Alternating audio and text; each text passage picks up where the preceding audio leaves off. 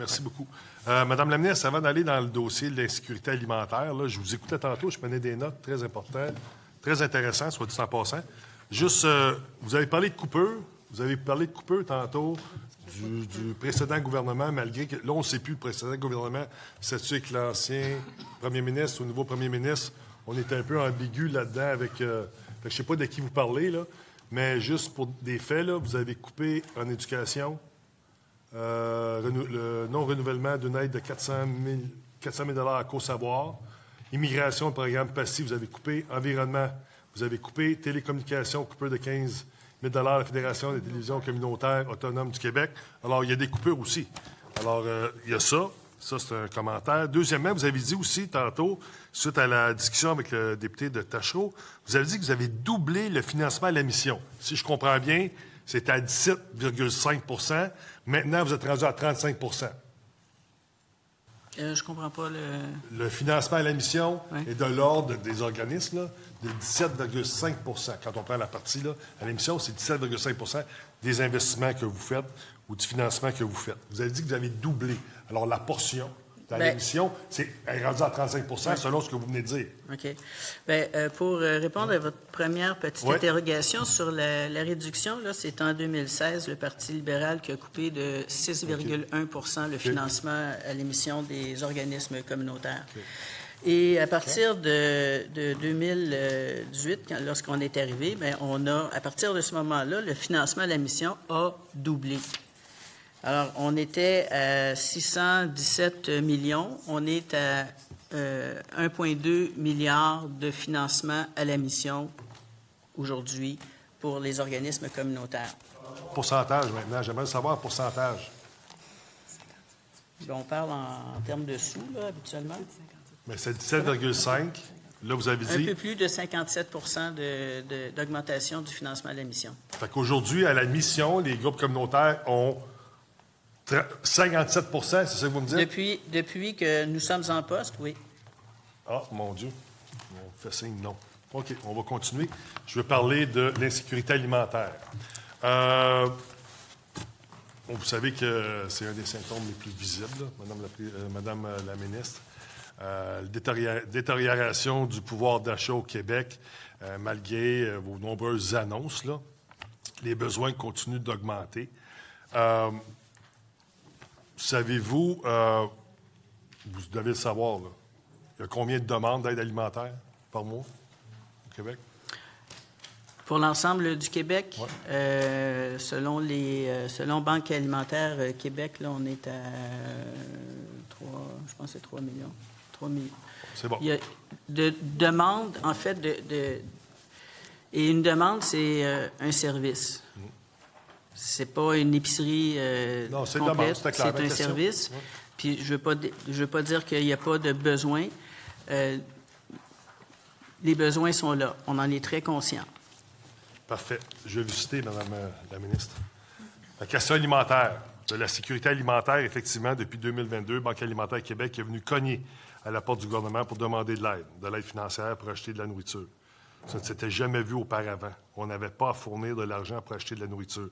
Là, ça, évidemment, on a vu qu'après la pandémie, avec la hausse du coût de la vie, avec les taux d'intérêt, avec le coût des loyers, etc., de plus en plus de personnes ont été mal prises. Et ça a été lors des études des crédits de l'année passée. Alors, Madame la ministre, vous reconnaissiez à l'époque, l'an dernier, que de plus en plus de personnes étaient mal prises.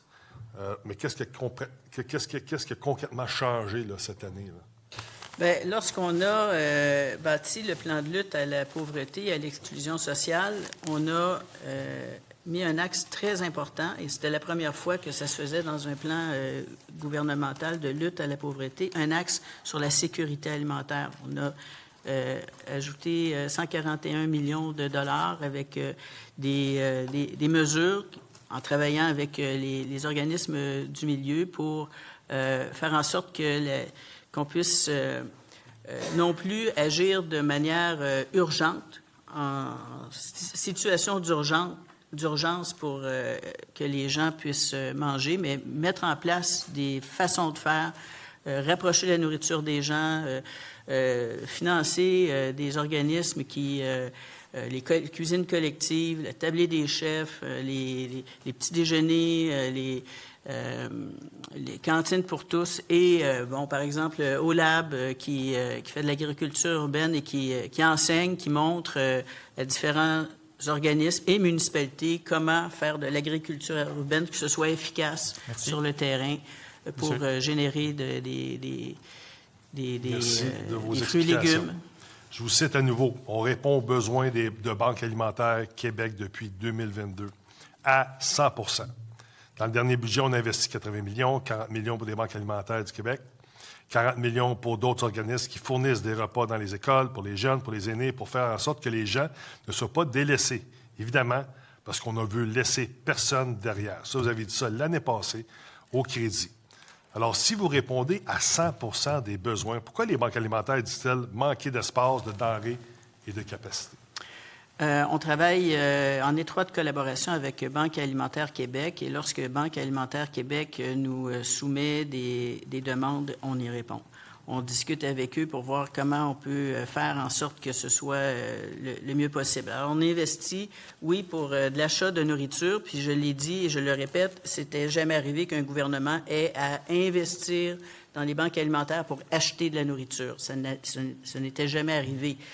On investit dans les infrastructures aussi pour permettre aux moissons, les banques régionales, mais aussi les plus petits comptoirs alimentaires dans les différentes régions, parce que Banque alimentaire répond aux besoins de 1300 organisations à travers le Québec. Donc, on investit en infrastructure. Ça veut dire, ça peut vouloir dire des frigos spécialisés, des congélateurs, des racks dans la tête, là, des étalages, etc., pour des équipements là, qui permettent de mieux entreposer, mieux distribuer aussi Merci, Mme la ministre. Monsieur le député. Merci beaucoup. Je comprends ce que vous dites, mais les groupes communautaires disent qu'il manque d'espace, de denrées et de capacité.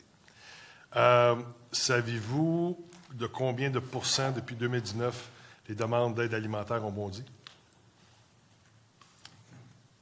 Le pourcentage on sait qu'il y a 3 millions de personnes par mois là, en ce moment. 8,3 % d'augmentation. Depuis 2019? C'est quand? Demande d'aide alimentaire depuis 2019. C'est 61 % madame. 61 à partir de 2022, 8,3 % 2019, c'est 61 % madame la ministre. Considérez-vous que ça, c'est un succès? 61 % Depuis 2019, la demande d'aide alimentaire. Considérez-vous que c'est un succès depuis 2019? Écoutez, il y a une situation bien particulière là, qui se passe, puis c'est que depuis 2022, le gouvernement est appelé à répondre à des besoins auxquels il n'avait pas à répondre. À ce niveau-là. Là. On en a parlé là, avec Banque alimentaire Québec.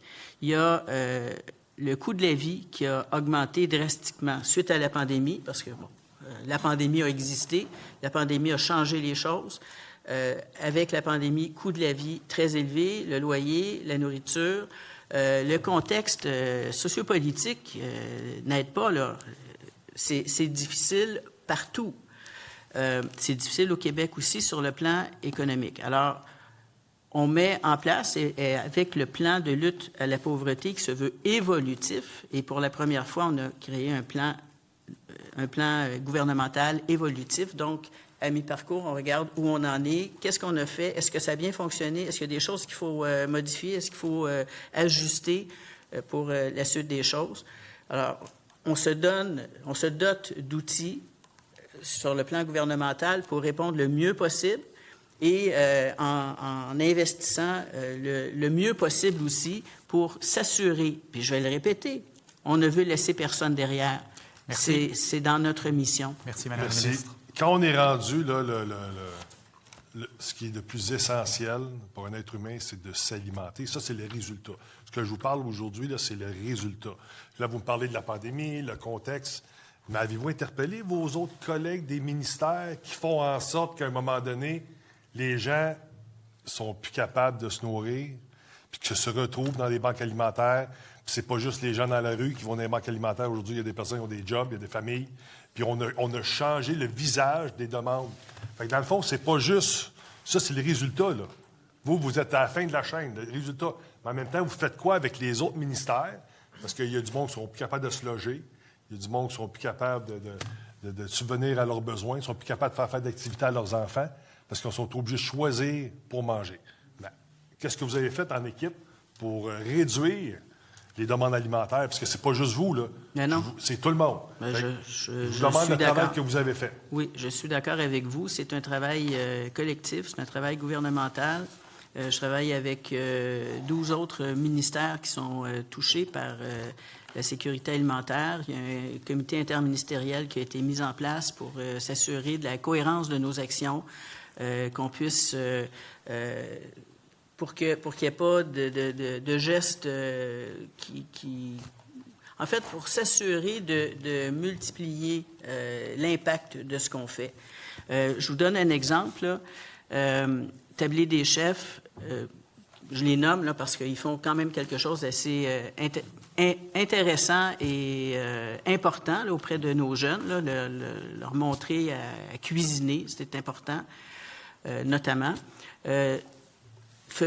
L'organisme faisait des demandes auprès de plusieurs ministères.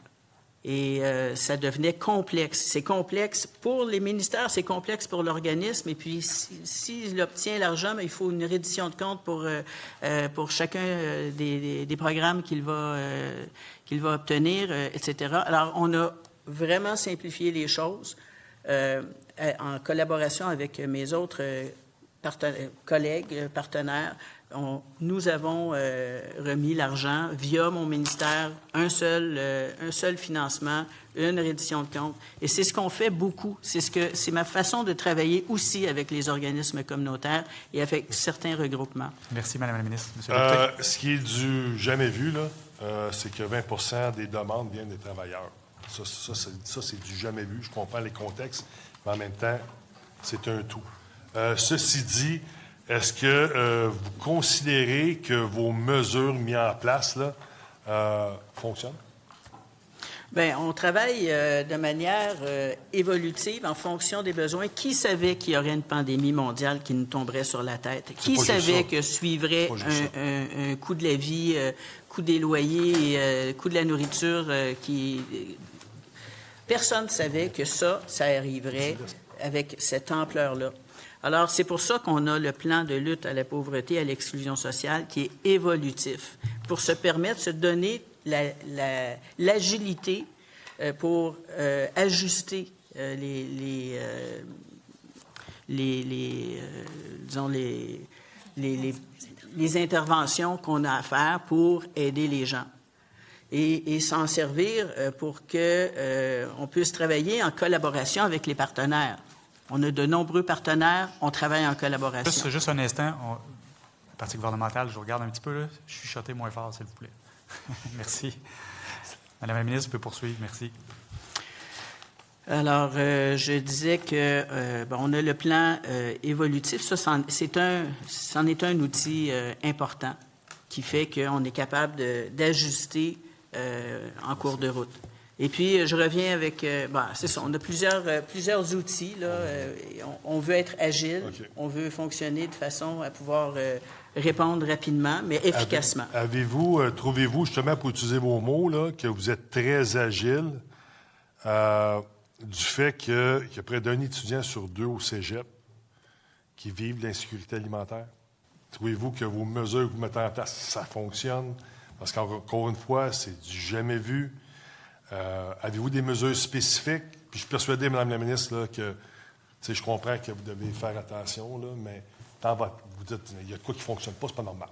Est-ce que avec vos équipes, vous travaillez sur un nouveau plan, des nouvelles mesures, un nouveau plan de match pour s'assurer qu'il n'y a pas un étudiant qui choisit de ne pas manger, là.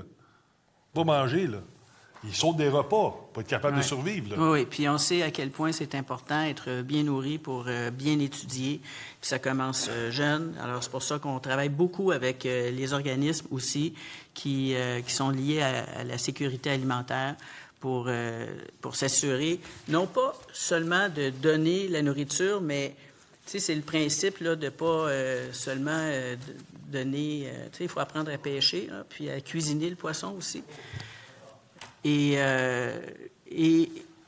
alors, c'est un ensemble de mesures qui sont mises en place. Dans le plan de lutte, encore une fois, c'est un axe très important qui est dans le plan, l'axe de sécurité alimentaire, avec toute une série de mesures où on travaille avec les différents partenaires pour faire en sorte que la nourriture soit la plus près des gens possible, mais qu'ils puissent apprendre à cuisiner. Les cuisines collectives, c'est important aussi. Il faut accompagner les gens. Je vous cite, Mme la ministre.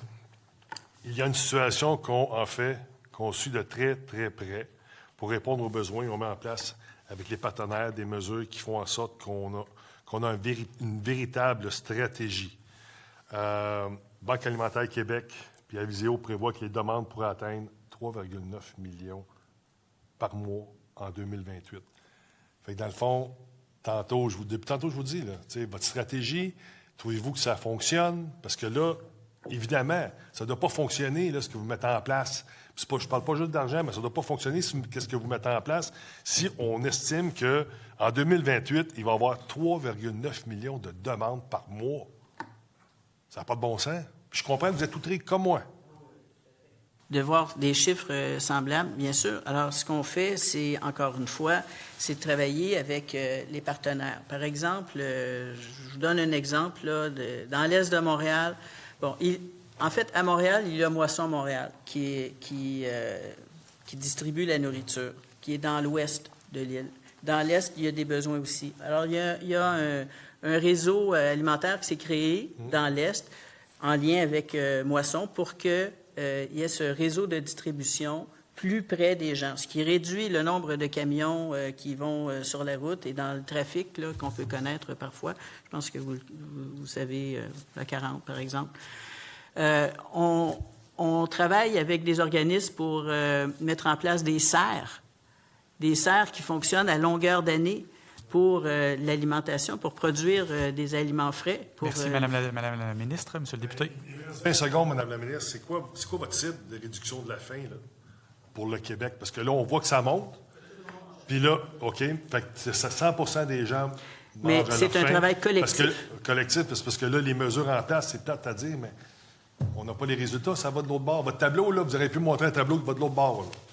Vous auriez pu le faire. Là. Je lisais un article ce matin sur... il y a un forum là, sur la sécurité alimentaire là, et un chercheur qui disait, par exemple,